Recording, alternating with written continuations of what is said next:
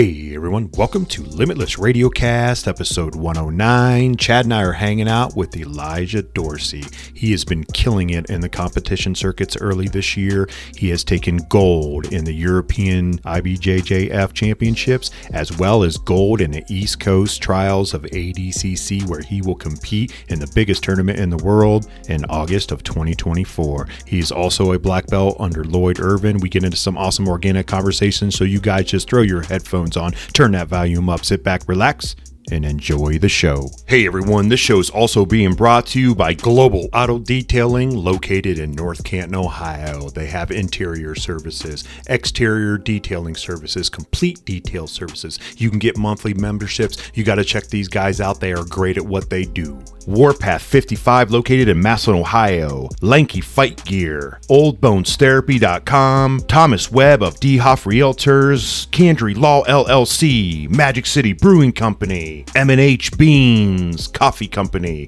Ronald E. Butler Tax and Accounting LLC, Limitless Tape. Listen guys, these are our sponsors and they help us tremendously each and every week do this show, so we ask you guys to support them as much as they support us. Now enjoy the show.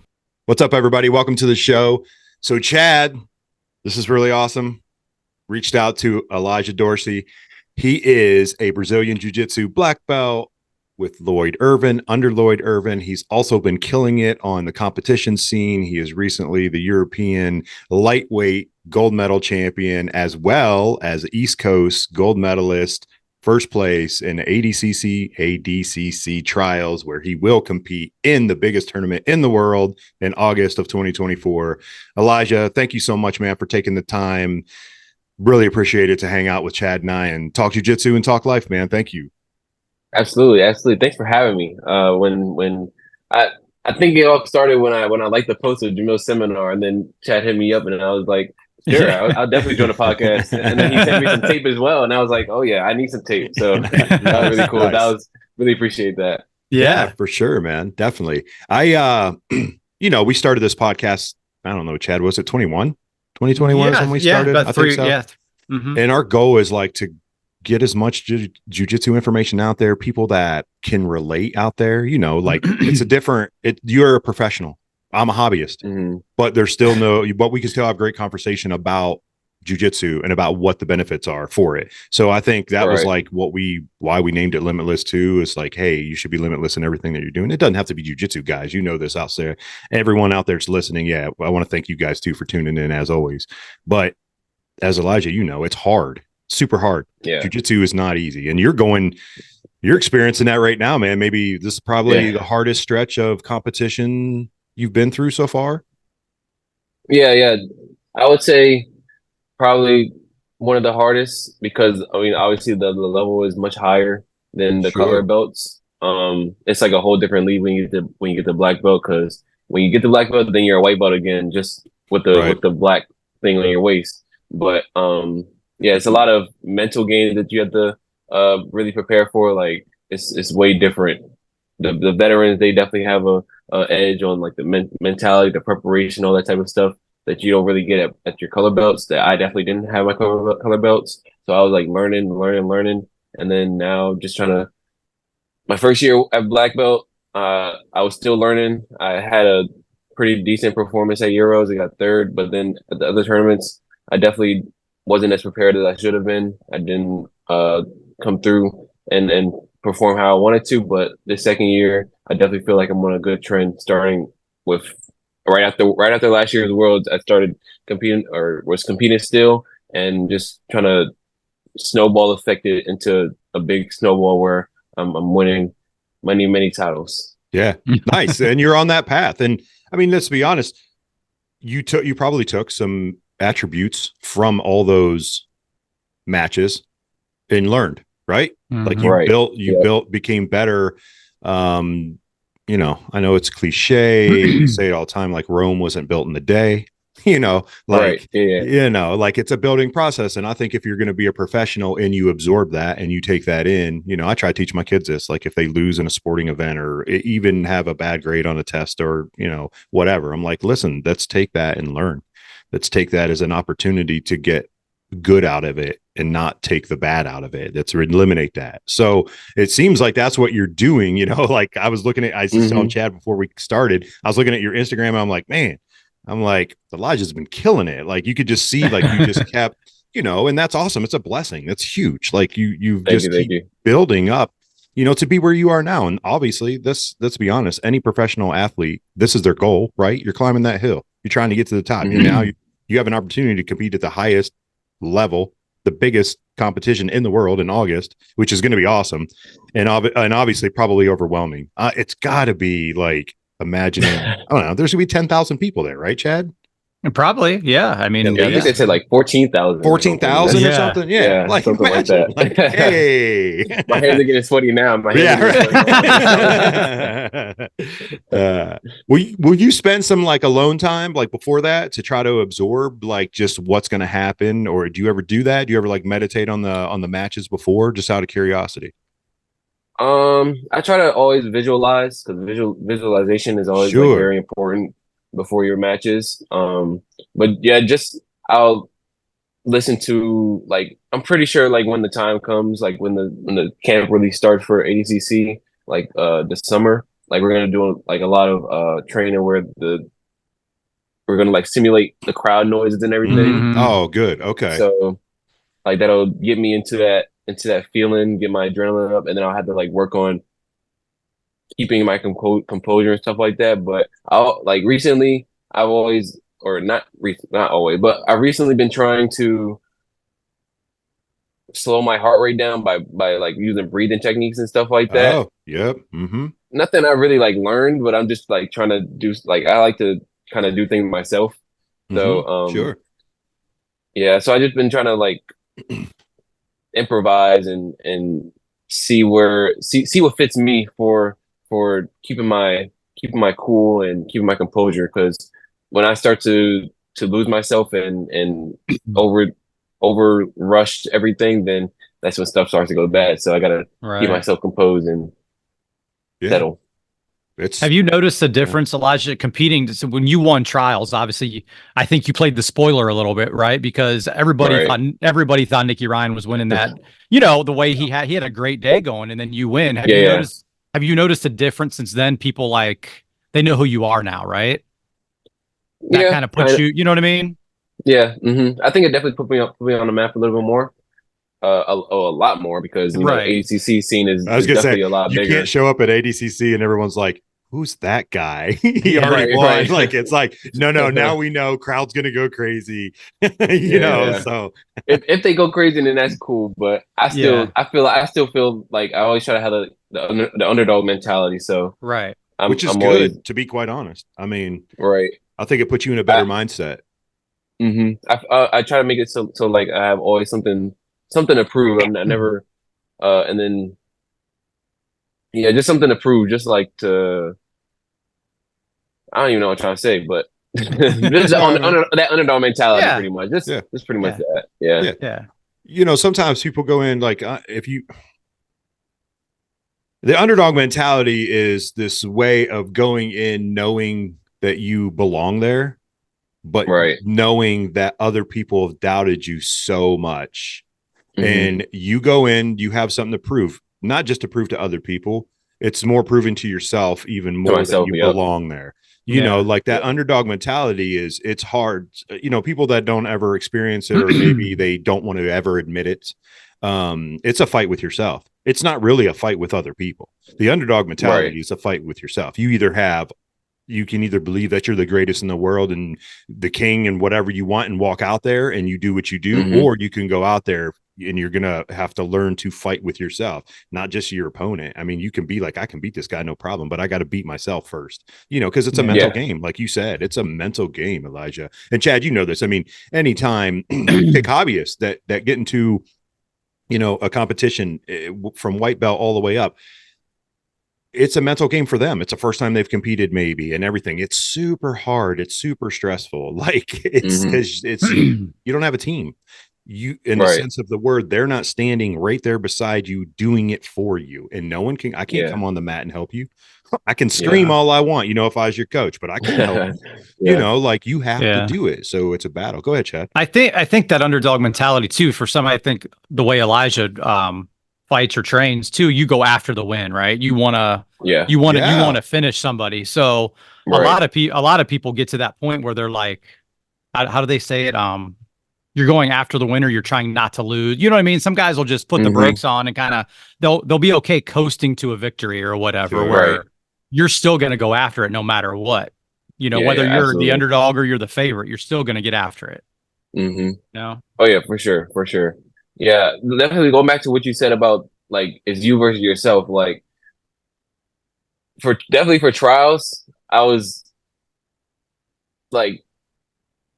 I was pretty shocked that I was that far going. Like as I was just like, I don't want to sound like arrogant or anything, but like just not like going through people. Like I was as I was advancing the rounds. That sounds very. There you go. Yeah, you were advancing through the tournament. As I was advancing, I was like in my head before. Probably I was thinking like, might get to like the round of 16 or 8, and then next I'll be ready for West Coast trials. I think this is just going to be experience. But then as I was going, I felt the confidence building. Next thing you know, I get to one of the brown belt world champions of 2022 in my weight class, and I know he's good because he fought somebody that I know that I've trained with before. Not like train, but like he's visited our gym before. Yeah, so he's like a friend. Yeah, so. He beat him, and then in the finals, and so I'm like, okay, this is a guy that I can that I get to fight, and I get the opportunity to beat. So then after that, I'm going against someone that I just lost to, and my first ADCC Open, and that's when I like. Part of me was like. And like, how is this match going to go? But then other one was like a vengeance, like avenging myself and stuff like that. So yeah, definitely, I had to play a little bit of self versus self type role in that ADCC run. You can psych yourself out. Let's be honest. Like people that don't put in, I say, the right training. Because the world of training is different in any sport, but if you're not putting in like a little bit of that, like a little bit of the mental stuff, or a little bit of focusing on you or time, or even Elijah, when you said breathing techniques for whatever, whether you're learning something or not, if you're not trying something that's going to enhance your ability or make you better, both mentally, physically, and all that, then you're going to more likely probably count yourself out in those moments versus going, you know what, I gotta step up. I got to go after it. You know what I mean? Like, and that's how you become a professional athlete. And that's how you become a winner, man. I mean, that's to be honest, that's how you push yourself to be there. And for something like, how many people were in your bracket for trials, Elijah? I believe it was 256. So 256. I saw that on your post on Instagram, and I was like, "Oh, holy crap!" I mean, that is nuts. Like, that's crazy. And to be the last one standing. I ever fought. Yeah. I mean, obviously the end goal is to win ADCC. Right. You get there and win that, but winning a bracket of 256 people, I think, might be more impressive, right? Like in a day, that's crazy. That's nuts, Yeah, I never fought in a tournament where I had to fight that many matches. Not in one day, not in one day, or in the one tournament joint. Yeah. So, what was like the average wait time in between? Was it crazy? Day one, I had 2 matches, so it was like I think it was like an hour and a half between the first and the second. Okay. The second one was 5 matches. So man, 2 to 5, like hello. Yeah. Yeah. So I think the first match happened around 10 something or 11.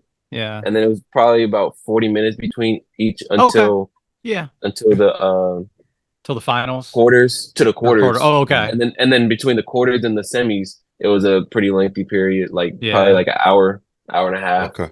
Yeah. And then from the semis to the finals, we had like a long break. So it was probably about 2.5 hours, 3 hours. Yeah.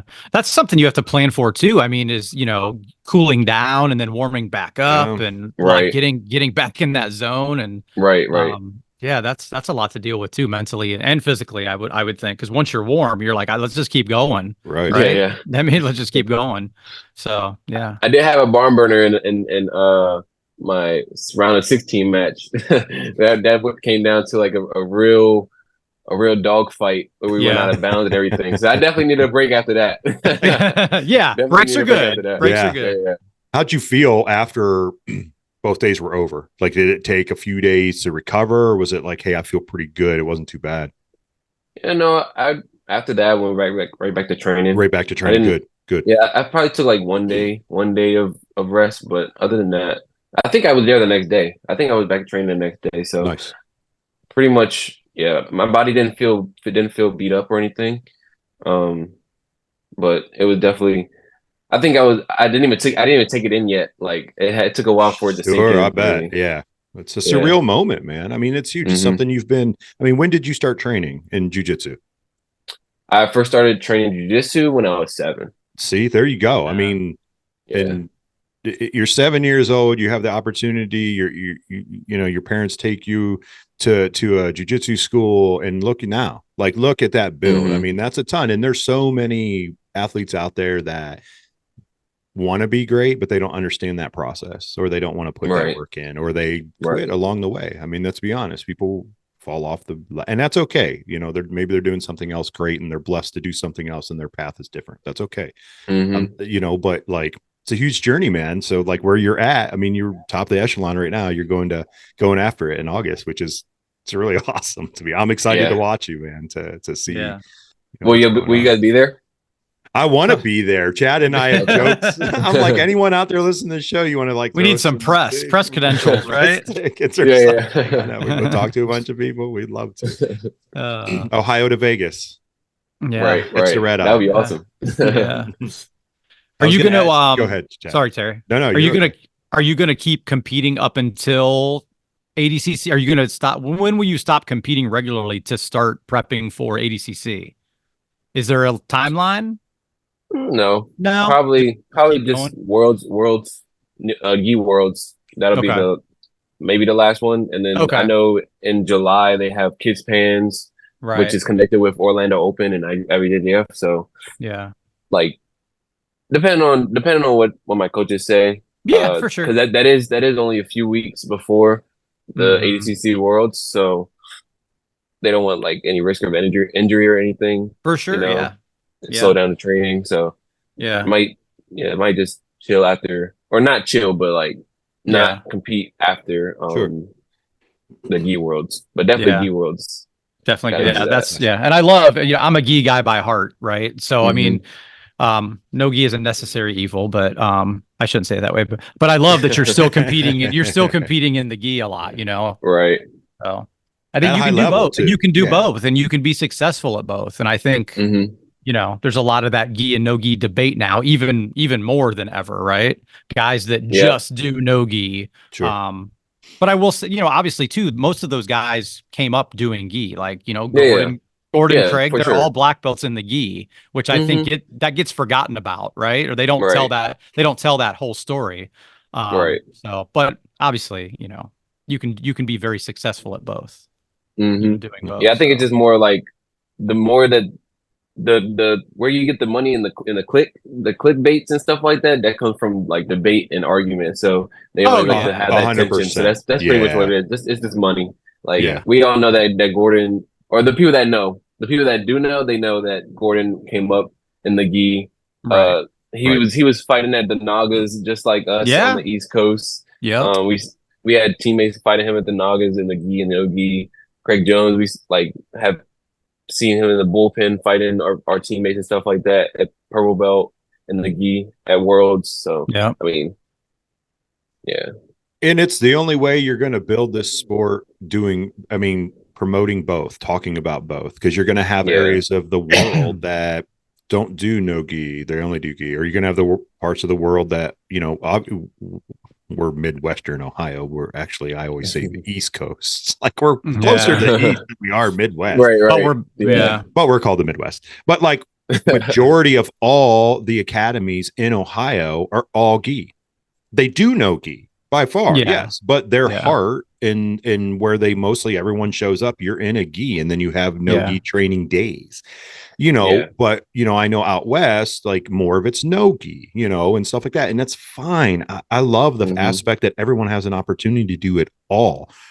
I just think it should be promoted all because we want more people to do this, because we know the benefits of doing jiu-jitsu, whether you're a professional athlete, have an opportunity to build your whole goal through or, process journey, or to a hobbyist that's like, hey, let's go out and roll around, man, and feel good and get some stress off or whatever. Build a great family. You don't argued forever. Your family is never greater than a jiu-jitsu family than you ever have, in my opinion. I mean, you're tight knit family, but you guys know what I'm talking about. But so, and I think with gi and no gi, like the high level competitions we watch and stuff, the rule set does come into place for sure on certain things, but I don't think as much.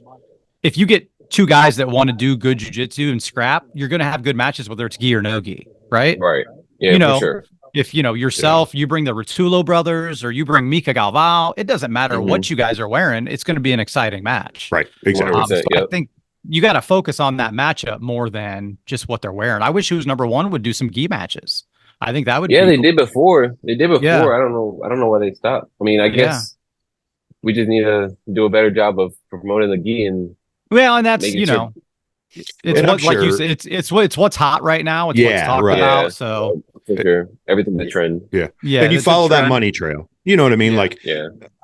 I'm not trying to say that in a negative way. I know people are out there. It's like, oh, it's all about the money. But I'm not saying it's about the money. But if you're in a business, you're going to chase the money trail to be successful. Therefore, maybe you can have those bigger events later in time because you've built up this amount. You know what I mean? It'll happen. I mean, you got think so. Events like Polaris that still do gi matches, right? Same type of format, the Who's Number One. So it can be done. Just got to find the right people to do it, I really like the new they're the new promotion ADXC. They're in the cage, the gi matches in the cage. I don't know if I saw that one yet. I have not seen this yet either. Yeah, they're on they're having their third event March 2nd. Okay. Yeah, they do both gi and no gi super fights, and it's actually really exciting. Like when they use a cage and stuff like that, and they do it like MMA rounds too. So it'll be like 3 3-minute rounds or 3 5-minute rounds, that type of stuff. Okay, so nice. It's actually really interesting. I never actually watched it, but I've seen the highlights. I've seen the nice. Right. And it's kind of different. Like I always imagine. Go ahead, Chad. No, I was just saying I just followed them on Instagram. Oh, so did you? Check it out. Like having that opportunity to have a break, like in MMA, obviously the hits, the punches, the kicks, and whatever, you're trying to focus. You can see the athlete trying to focus in between rounds.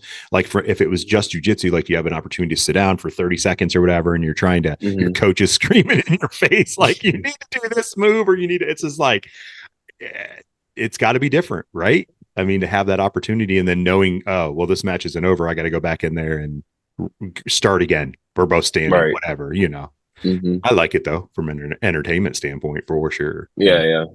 Anything that has jiu-jitsu. Yeah.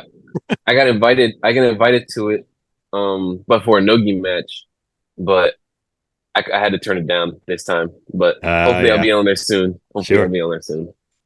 Yeah. I wanted to circle back to one thing just for our listeners. Elijah said he went out and he trained the next day after big matches. For people out there who do this and work out or do anything, this is super important to understand. You should do this. Even if you're super sore, you should try to do something physical the day after something big. I ran marathons. I ran long distance for 10 years. People would always shout. Really? I would go run, like I would probably run 3 to 5 miles the day after. And people would be like, dude, you just ran 26 miles. Why would you do that? And I would work out lightly.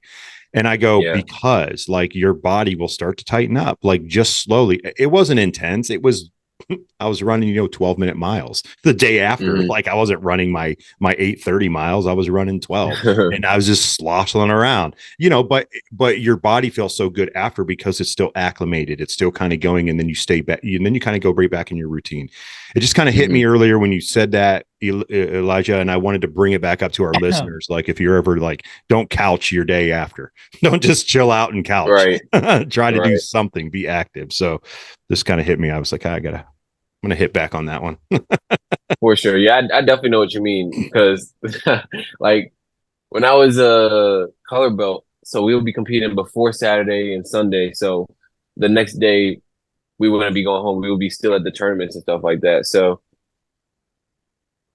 I definitely, when I cut weight, I blow back up a lot. Yeah. So I'll go from, I walk around like 178, 179, 180. And then I go down to lightweight, which is 168 in the gi. So I'd be like 164. And then I go back all the way up to like 186, 185, 186. So definitely, I know what you mean when you say when you tighten up and stuff like that. Like, I definitely didn't work out the next day or anything, and just like kept eating. That was my workout pretty much. And that's not what not what I should. Don't do that. Don't do that no more, Elijah. I'm sure you don't do that anymore. I can't promise that I won't do that anymore because I definitely did that at the Euros.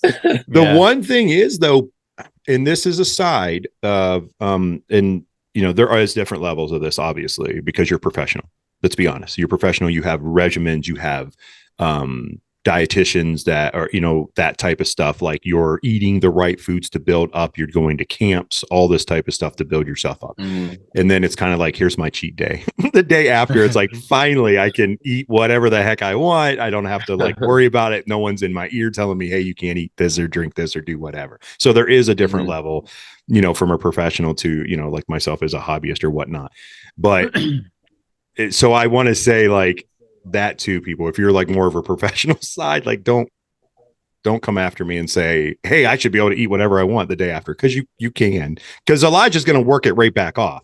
You know what I mean? Like that's a big difference. Like where you're at, and so yeah, right. I've been there though too. I've been like, ooh, I ate all that ice cream and ate all those pretzels with the ice cream or whatever. Like crap, I should not have done that. Just black out, right? Right. Just go run 10 miles and then just, you're good. That's crazy. Yeah. 10 miles.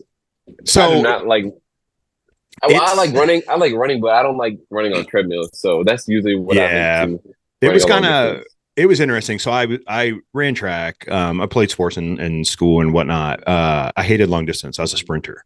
And one season I got kind of coaxed into doing the 4x100 relay, which was just one time around the track. 4 times is a mile. One time. I ran the track too. I ran hurdles. Oh, nice. Well, I sprinted this 4x100 because that's all I knew. So I was like, I'm just going to run as hard as I can. I don't want to do this. And everyone was like, what is Terry doing? Like, I just took off and ran as hard as I could. I was done. I was good. I felt fine. And my coach was like, you're going to run this the rest of the season. Like, we don't have anyone that runs like that. And I was like, oh, I just wanted to do it and be done with it. I hate long distance. I played football when we had to run like sprint or, 100 yards. Like at the end of practice, we'd run 10, 100. Yeah. Hated it. Then when I got older, I was like, oh, maybe I should start running to get fit. So I did. And then I became addicted to it.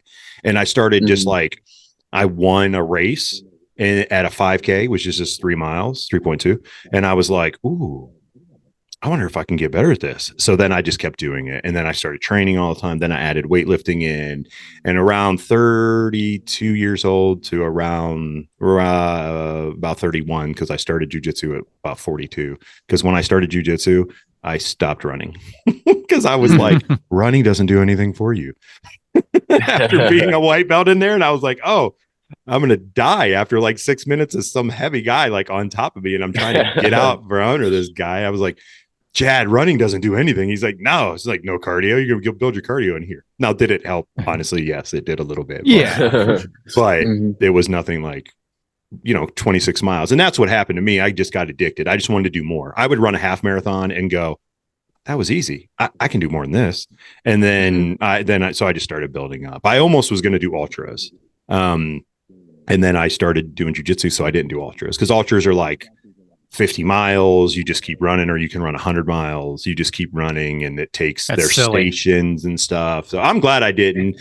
My wife got it. She's addicted to it now, which is kind of funny because I quit running and then she started running, and now she's for years and she's really good at it, and she's training actually for a half marathon right now.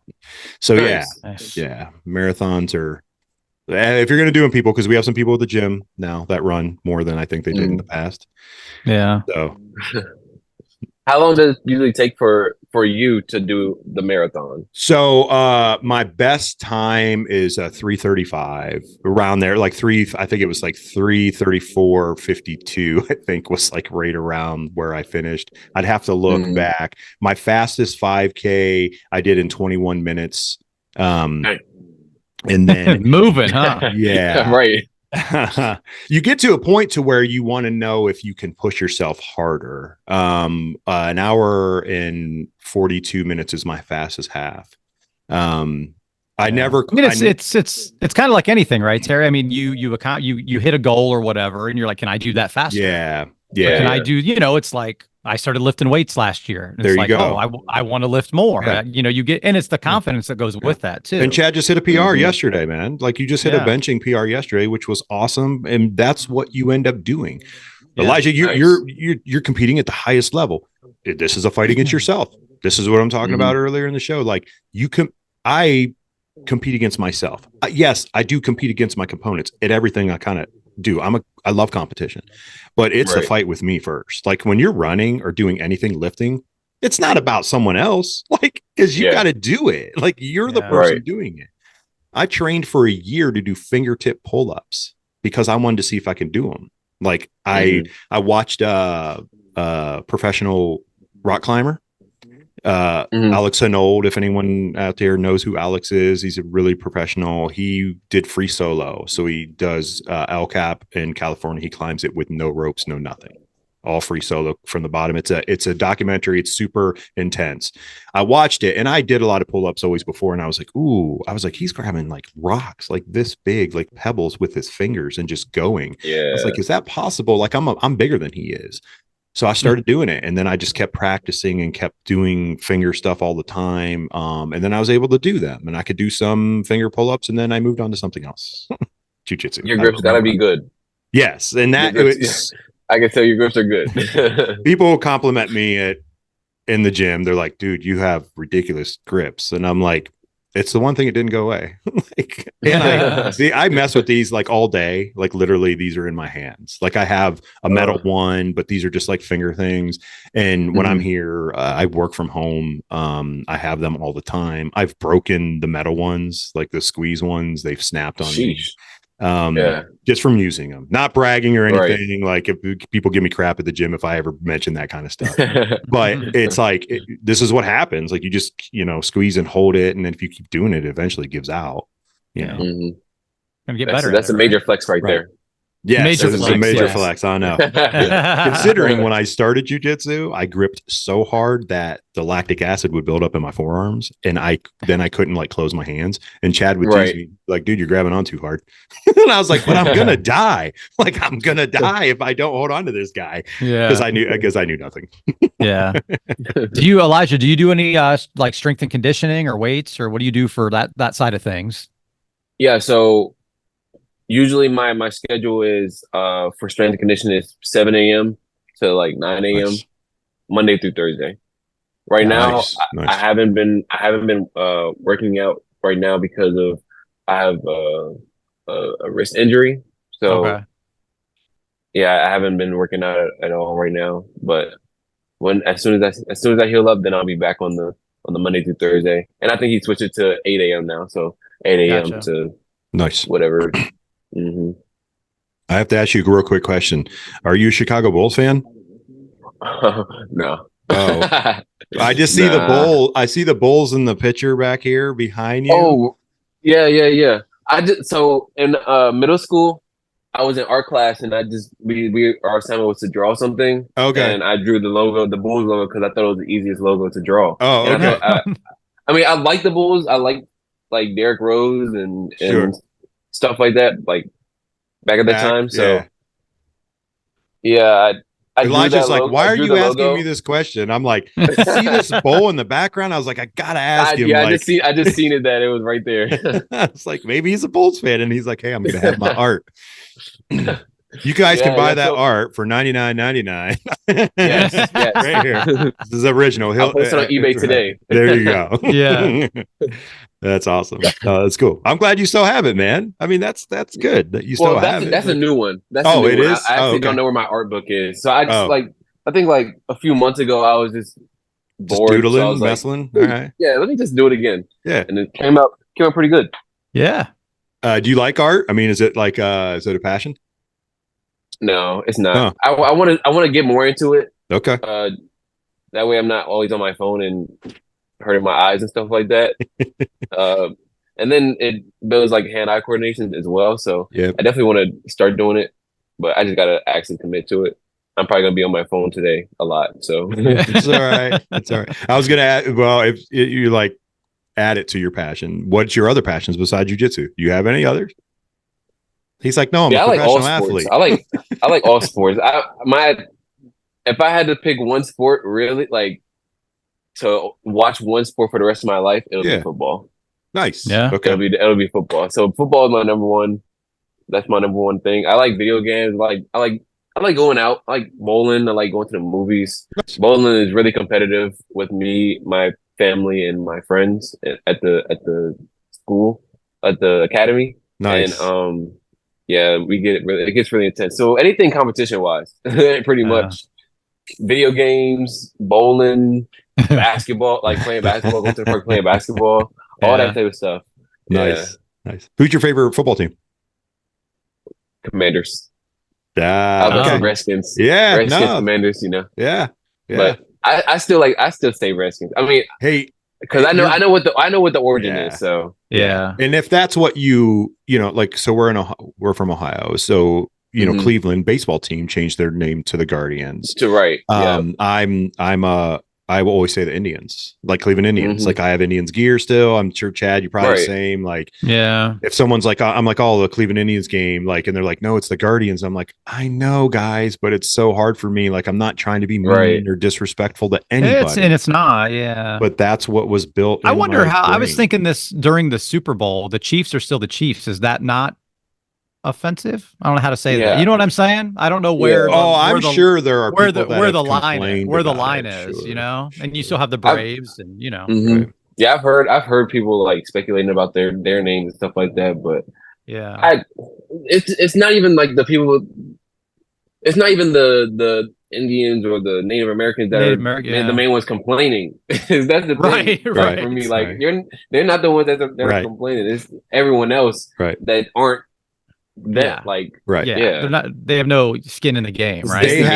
They have, and unfortunately, that seems to be the narrative on a lot of things that we all deal with day to day. It's like, but those individuals have no part of over here. Exactly. I don't understand. Like, exactly. And then I'm getting yelled at, and I'm like, but just explain it to me, man. Like, I'm okay. Like, talk to me. You know what I mean? It's like, I just want to understand your perspective, because what I'm seeing, it's not like that. It's totally different, you know, but you each their own. Everyone out there, we all love you. We hope you're doing well. PSA announcement. Like, it's good. That's cool. Now, Washington, I mean, it's a good football team, man. I mean, in terms of building, they're coming back. Hey, look, I'm a Browns fan. So listen, I'm a big I know what it's like to, you know, live on live down in the trench. I was rooting for y'all this year, to be honest. I was rooting for Joe Flacco. I know. I was, you know, when Flacco played in Baltimore, man. Which is that? So is that because Baltimore's kind of close to Washington? Is that like a side team? Do you like Baltimore with Lamar and everything? Just out of curiosity, or is it like, no, that's our rival? Right, it could be both sides, because that's what I figured. Yeah, us in the DMV, we don't really like claim Baltimore. Okay, so like Baltimore, they're like their own thing. Like they're obviously Maryland, but nice. They're different up there. But I mean, on one side, it's like there's Maryland, so I gotta go with like our hometown, our state. The other side is like, no, that's the other side. Yeah. That's the Right. other side of us. Right. Kind of like who's the well, y'all in the same division, but Bengals and Browns, both in Right. Same. Ohio, Right. Yeah. battling for who's the best in the area. Right. Best of the state. Yeah. I have my Mhm. wife's parents are from Southern Ohio, so they're all Cincinnati fans, and they're really big Cincinnati fans more than ever now because of Joe Burrow. Because Joe Burrow graduated from a high school down there, then went to Ohio State, and then transferred to LSU.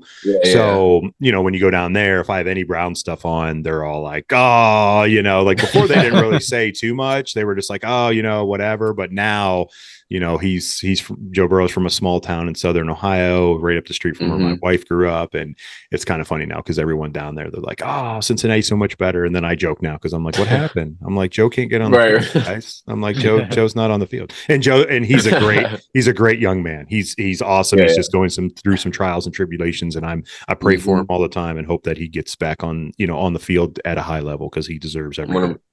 But it's just kind of funny when so we have that in state kind of rivals, speaking of, because mostly we deal with Pittsburgh fans, right, Chad? Most people here are not most, but we have a lot of Pittsburgh fans that are, because we're close to the Pittsburgh border. Right. But anyway, that's good, man. Did you play any other sports when you were younger besides jiu-jitsu? So high school, freshman year, I ran track. Oh, that's right. You said that. I'm sorry. Yeah, no, you're good. Throughout middle school, I played basketball and baseball. Nice. And then when I was younger, I played football. Nice. Like the last time I played football was when I was 8, which I mean, a part of me definitely wish I would have played in high school because I was doing football workouts freshman year. Like while I was doing track, I would go to football workouts and then track practice. So I was planning on playing football, but then I just ended up not doing it. This is not because I lost my weight class at Worlds, and I had a stinker of a performance at Pans my first juvenile year. So I was like, yeah, I don't want to do that. I don't want to lose like that again. So let me actually focus 100% on jiu-jitsu. Yeah, as much as I can. Much as I can. Obviously. And that's good because what an awesome testimony of where you're going, because you could have quit. You could have taken the other path and went and focused on something else, but you knew where you had the passion in your heart to which direction you wanted to go.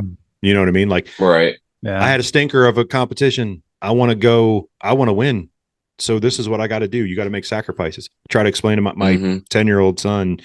He's kind of insane he's always bugging me. He does everything. He's going as much as he wants. He plays every sport possible that he can get, that I'll take him to, or my wife, fine, let's divide and conquer, whatever.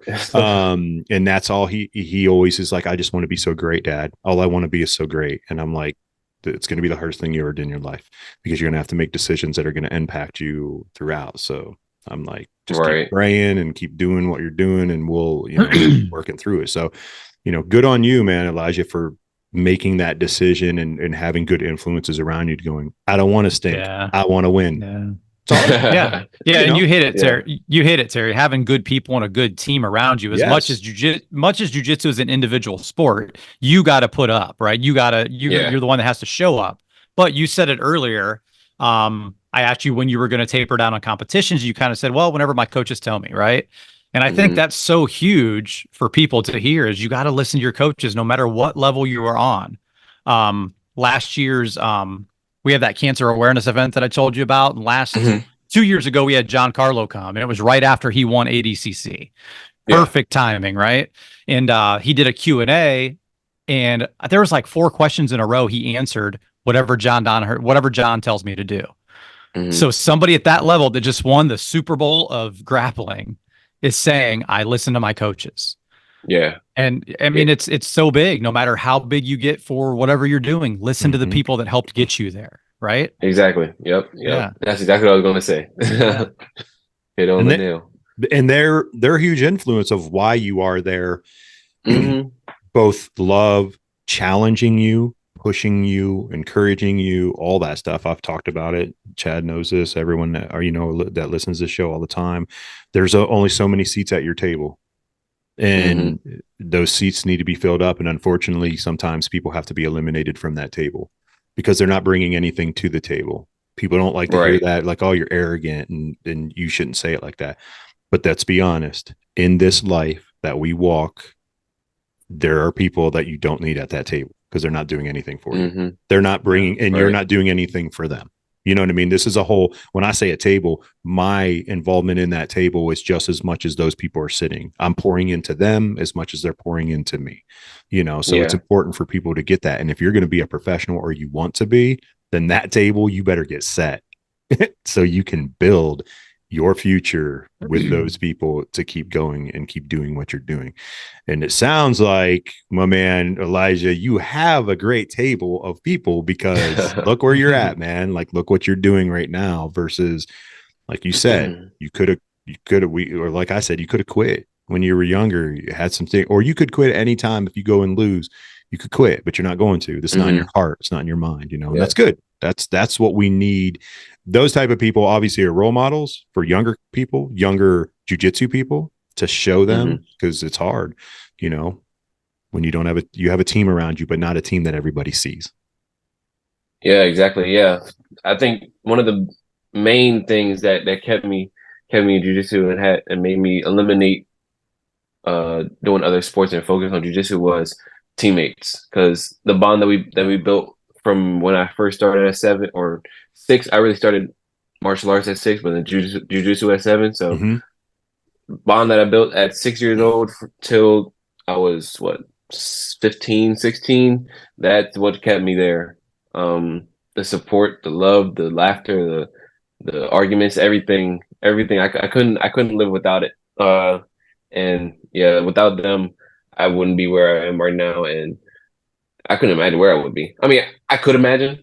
Sure, we all can. Me personally, I think I would be in the NFL. NFL, I knew it. My man, that's a great answer. No, I love it, because you don't. It's like, no, like that is. Don't ever not say you can't see yourself doing something, because if you do, then you're doubting yourself. You know, like I've talked about my 10-year-old. He jokes. He's like, I'm going to be a professional athlete. Like, he's like, Dad, I'm going to do it. I'm telling you, like, I'm going to be a professional he's like, I'll either play in major leagues or I'm going to play in the NFL. He goes, I will do it. I'm like, and I support him. I don't discount it. I don't make fun of him. I'm like, all right, buddy. I'm like, you have to follow that dream. Then you have to keep pushing. You have to keep working. You're going to have to study. You're going to have to do the right things. It's going to be the hardest journey of your life. Like anyone that, if you're, hey, I'm going to be a doctor. Awesome. Let's do this. Whatever. You know what? I'm going to go to the military, or I want to be a garbage truck driver. Like, I'm not trying to discount anything. You know what I mean? Like, if that's what you want to do, then you better put your heart into it and push yourself to do it.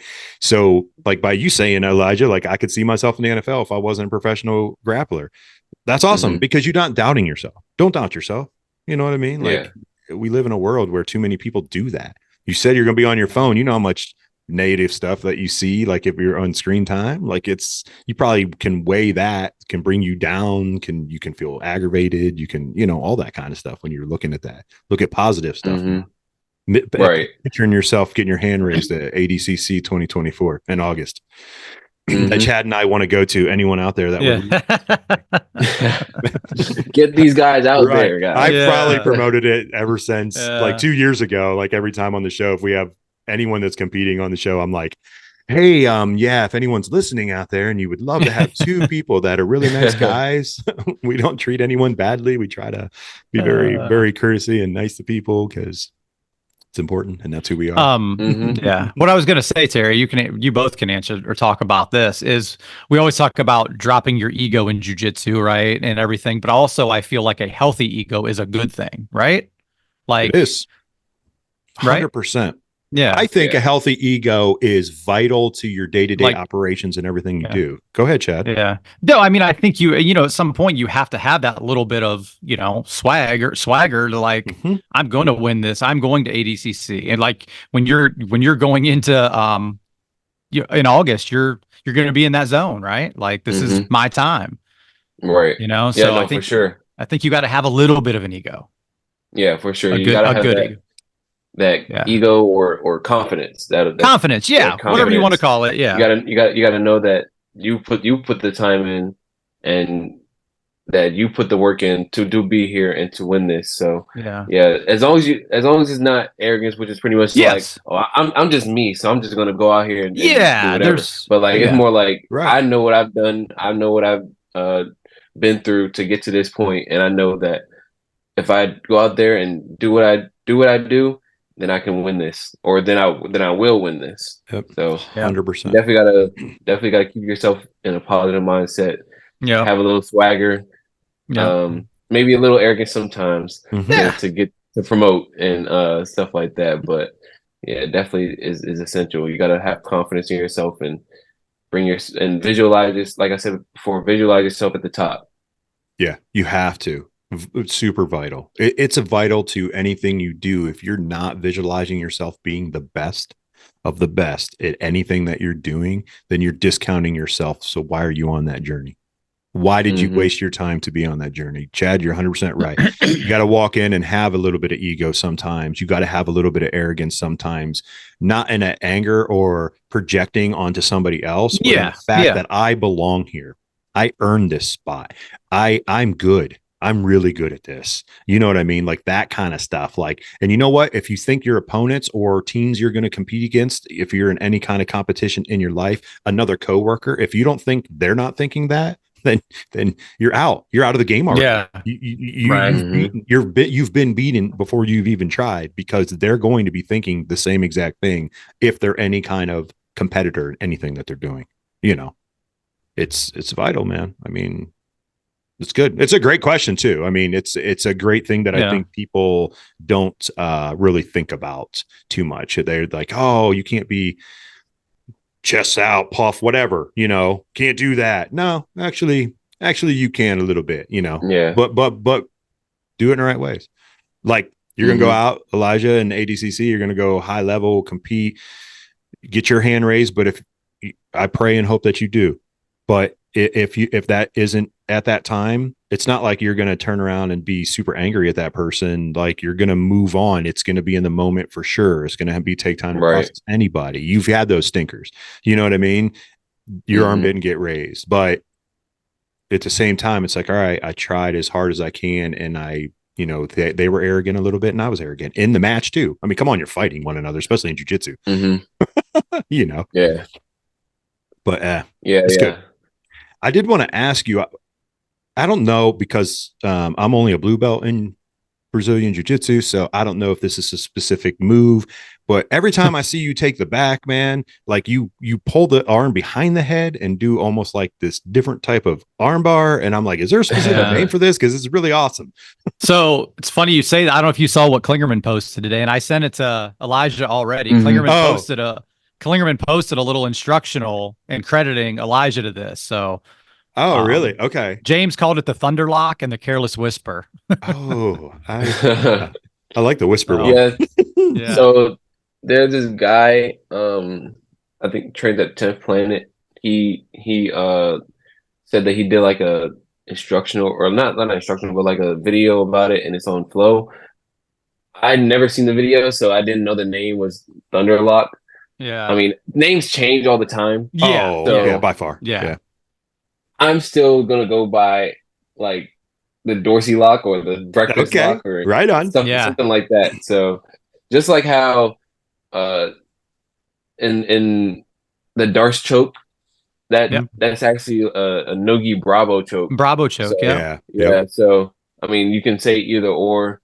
Some people go by Nogi Bravo, some people go by Darce, but some people go by Thunderlock, some people go by Dorsey lock or breakfast lock. So I like the breakfast lock. Speaking of the gi, or speaking of the name, how did this name, who nicknamed you?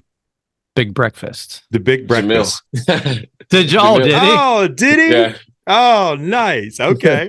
I love the inside of that gi. Like I was looking through and I saw it, Big Breakfast. There's the dog in the middle, and I was like, Yeah. This might be the coolest gi I've ever seen. Like, I just love it because it's just not that other gis are not. We have gis. Chad has gis that he's created with Limitless tape. It's just like one of a kind. You know what I mean? Like, just it's like something you guys came up with. That's this awesome art that's inside the gi. Yeah, it's like, it's really cool. I was supposed to wear it at Europeans, but unfortunately, it didn't pass. It didn't pass. Like the left sleeve passed, and then the right sleeve is stopped at the elbow, and then it was like no pass. I was like, oh my gosh, no pass. Can't get it out. Like, oh, come on, man. Like, come on. This is only one match left. Come on, give me some. What is the so what before Terry? Before you do that, what's the history of Big Brett? Why did? Why did you get nicknamed that? Is there a story? So you can ask Jamil the accurate story because I'm sure he'll know. But I'm assuming that it's because I eat a lot. Okay. All right. When it like another thing that can play effect is whenever we go to a place that has breakfast food, I'm going to get the breakfast food. Okay.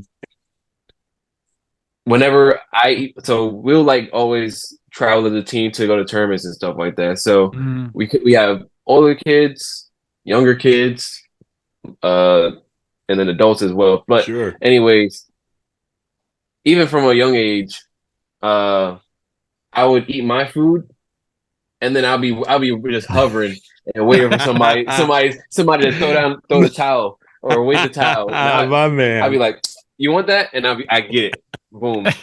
So no one's taking Elijah to a buffet. Like, no one's taking Elijah to a buffet. They're like, no, dude, you can't go to the buffet. You're leaving here 200 pounds, baby. Like, you ain't doing that. I haven't hit 200 yet, but I hit 190, and that I definitely don't want to do that again. Yeah, you probably didn't feel so well then. I was exploding. Yeah. That's all right, though. Look at you. I mean, you know how to work it off. I mean, not that that's good for anybody out there listening. Right. Like, don't do that. That's how. Are you and Jamil pretty good pals, pretty good friends, family, basically, right? So, are you a sneakerhead? I'm not. I know. I've seen his closet multiple times. Every time I go, it's always more shoes than the last time. So he has a whole room. Yes. He has a whole room dedicated. It's crazy. It's insane. Yeah. I told him to bring it when he gets in town. He better have some good stuff on. Oh yeah, I'm sure I'm sure he will. He doesn't travel. He doesn't travel without at least 2 pairs of shoes. Yeah. Yeah. When we had him on the show, him and Chad talked. We had a whole segment of just them two talking about shoes. I was just hanging out, listening about shoes because I know nothing. I mean, I bought now that I was able. Right. I bought like a couple pair of Jordans. I was all happy. It's like, man, I hadn't had any of these shoes. Like, I'm sweet now. 40-some years old. I finally bought my first pair of Jordans. These guys are talking about stuff from like way back. I'm like, what? What happened? That's good. We almost lucked out and got Elijah was going to come with Jamil, but couldn't make it. Oh, yeah, nice. I can't make it this time. Yeah.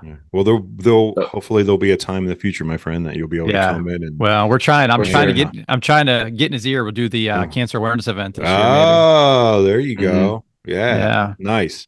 Oh, it's always a huge. Yeah, as long as the time permits, then it'd be after ADCC. So we should. Yeah, I know. We'll chat. I know there's gonna be like some. Yeah, we'll definitely chat. But like, I know there's gonna be like some stuff that I'm gonna have planned for after like that last quarter of the year. So yep.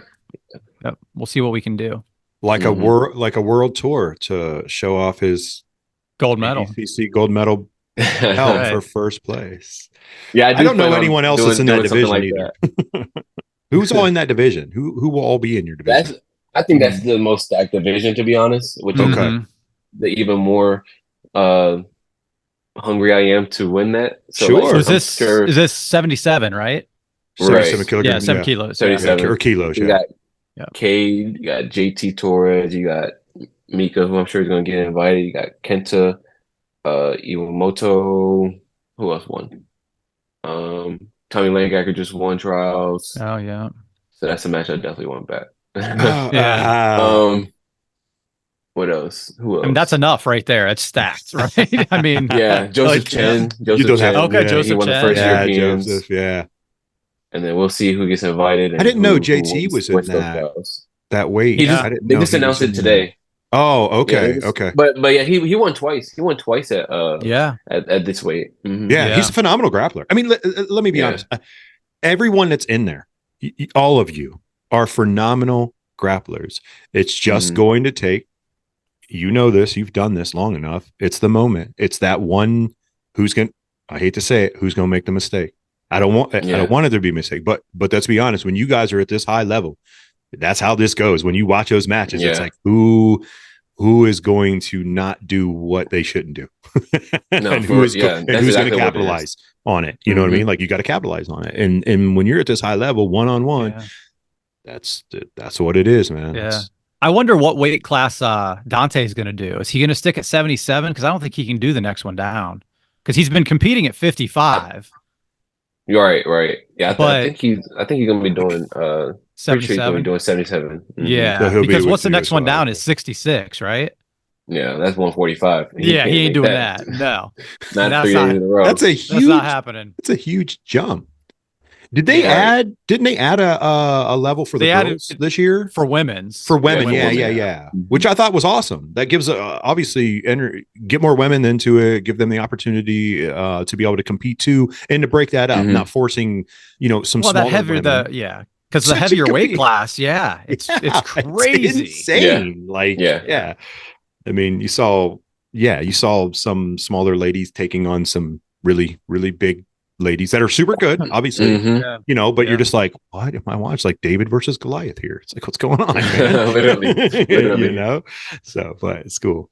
Well, my man, we've kept you for an hour, talked your head off and ask all kinds of questions. Can't be thankful enough, man. And for your time and that you spent with us, man. Let's do this. Anyone you want to shout out, anything you want to say, shout out. I'll make sure I have everything in the show notes for people to click at, your Instagram, how to get a hold of you, any sponsors you want to shout out, anything, man. Go for it, Elijah. So my shirt here is BJJTrainingPros.com. So pretty much if you need any, pretty much like online private lessons type. Nice. So we go over like your film review. I'll point out details and stuff like that, help you out with your strategy and all that type of stuff. Whatever questions you have, you just go to the website and then you can click under me or you can click under one of my teammates or anybody else. But I mean, if you do it with me, then that's cool. But yeah, just that's the thing in the process right now. I don't know for sure if the site is up yet, but as soon as I get word, I'll be posting it on my Instagram a lot and promoting that. Obviously want to thank teammates, coaches, parents, all the supporters, you guys for having me on here. And for the tape. Yeah, for sure. Yeah, because I definitely always ask people for finger tape. So that's good, man. Good. Hey, there's anytime, just shoot me a message. You need more, I'll hook you up, man. Appreciate it. Yeah. And then yeah, exactly. Yeah, definitely some good tape. Yeah. And then I'm also starting my own gi brand, which is in the works right now. Oh, nice. Congratulations, man. Stay tuned for that. That's good. That's awesome. Cool. Yeah. Don't hesitate when you say that. Go in with that confidence, man. Hey, I'm starting my own geek company and I'm going to work on this and we're going to make this another goal and another feather in my cap, man. You don't have to hesitate on that. You're copy and paste. Yes. You're heading you're heading in the right direction, my man. So don't doubt yourself on that. Chad, you got anything for him? Oh, no, hey, man. What's your Instagram? Big breakfast _BJJ. Correct. Right? Yes. I'm just going to talk for Elijah the rest of the show, clearly, because this is what happens. I forgot about that. It just kind of popped in my head too. I was like, I'm actually shocked, and I'm going to give myself mad credit here. And Chad can laugh at this because I remembered the name. I remembered Big Breakfast _BJJ. On it, dude. Because normally I'm like, my brain's like going 100 miles an hour. I'm trying to remember all this stuff as much as I can. What you gonna say, Chad? Go ahead. I just say appreciate your time, brother, for coming on, chatting, and if you ever want to come back, we'll have you back on. If you need tape, let me know, and we'll keep in touch about this fall and bringing you out. Absolutely, I think it'd be fun. And if any gym owners are watching this, then I'm open for seminars as well. Yeah, I'll be having the little click funnel, and it's all a process. So yeah, just for trying sure, to get my man. mind straight, get my head, get healed and stuff like that. And yeah, everything will be up soon. Cool. Good. That's awesome, man. Proud of you, dude. Yep. Proud of, Thank thankful you. to have met you. God bless you and your family and everything that you're doing in the future, man. I want you to do great. Be the highest success you possibly can. Don't quit. Don't give up.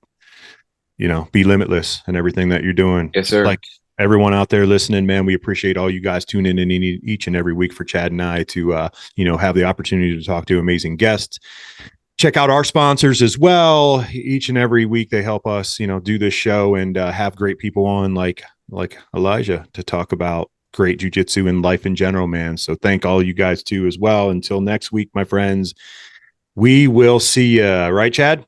Yep. Later on. All right. Elijah, thanks again, man. We'll see you, brother. Thank you.